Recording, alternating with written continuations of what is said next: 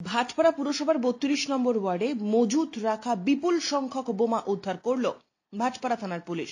লোকসভা নির্বাচনের আগে ব্যারাকপুর শিল্পাঞ্চলের নানান জায়গায় তল্লাশি অভিযানে নেমেছে ব্যারাকপুর পুলিশ কমিশনারেট।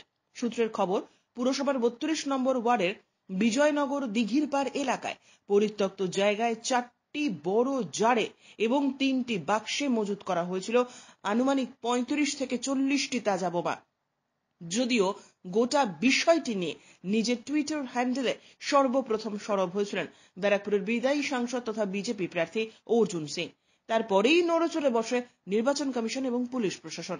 বিজেপি প্রার্থীর অভিযোগের পরে ভাটপাড়া থানার পুলিশ দিঘির পাড় এলাকা থেকে বেশ কয়েকটি তাজা বোমা উদ্ধার করে। ঘটনার খবর প্রকাশ্যে আসতেই ঘটনাস্থলে উপস্থিত হন এসিপি জগদ্দল অভিষেক বালিয়ার।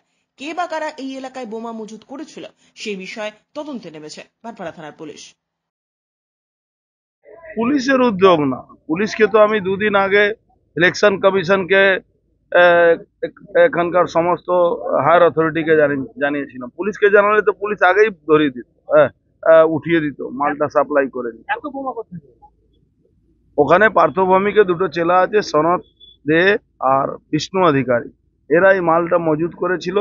আমি লাইভ লোকেশন কোথায় আছে সবটাই আমি পাঠিয়েছিলাম, আমি টুইটও করেছিলাম, আজকে দুদিন আগে চিঠি পাঠিয়েছিলাম, কিন্তু ইলেকশন কমিশনও একদম কিছু করছে না। এখানে আজকে বাধ্য হয়ে টুইট করলাম, তখন নড়াচড়া পড়েছে, তখন এটা অ্যারেস্ট হয়েছে। ইমিডিয়েট এই কেসটাকে এনআইএ তদন্ত দেওয়া উচিত, কি কারা এটা করেছে, এই বম কোথা থেকে এসেছিল, রিসোর্স কি আছে, এর র মেটেরিয়াল কোথা থেকে এসছে, সমস্ত আমার মনে হচ্ছে 100-র উপরে বোমা হবে। যত বড় ড্রামে সব রাখা ছিল 100-র উপরে বোমা হয়। এই দুজনই এই বোমাটা মজুত করেছে। নিশ্চয়ই থাকতে পারে।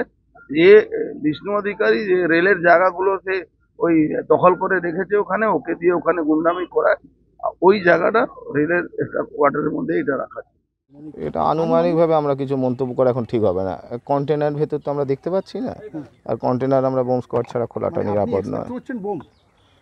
সন্দেহজনক, দেখুন আমাদের তো সাবধানভাবে চলতে হবে। আমরা তো এরকমভাবে একটা ঝুঁকিপূর্ণভাবে হট করে খুলে দেখতে পারি না। সেটাই, আসুক বোম স্কোয়াড আসবেন, তারা উপযুক্ত ব্যবস্থা নেবেন। হ্যাঁ, মানে বোম কিনা সেটাই তো দেখতে হবে বোম স্কোয়াড থেকে। এটা দেখে মনে হচ্ছে থাকতে পারে, আমরা সেই জন্য কোনো রিস্ক নিতে চাই না, সেই জন্য আমরা বোম স্কোয়াডকে খবর দিয়েছি। স্যার, প্রত্যেকবারই গত বছর এই জায়গায় এই বছরও সেম জায়গায় পাওয়া গেল। সেটা দেখুন, আগের বছর তো ইলেকশন ছিল না, এবছর থাকতে পারে। দেখুন কি আছে সেটা তো এখন আমি বললাম না, এখনও তো আমরা নিশ্চিত কিছুই নয় যে বোম কিনা। আমাদের সন্দেহ করতে হবে, কারণ তবে আমরা যদি আমরা সন্দেহ না করি এটা তো ঝুঁকিপূর্ণ হয়ে যাবে না। সেটা আমাদের নজরদারি তো বাড়াতে হবেই। এটা আমাদের ইলেকশনের সময় আমরা এমনি নজরদারি পুলিশ যথেষ্ট বাড়িয়েছে, অন্যান্য সাধারণ সময় ইলেকশনের সময় নজরদারি তো থাকেই।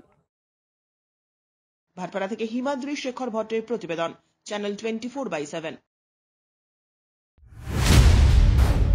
মসনদ দখলের লড়াই 2024 দেখতে চোখ রাখুন চ্যানেল 24/7 এর পর্দায়।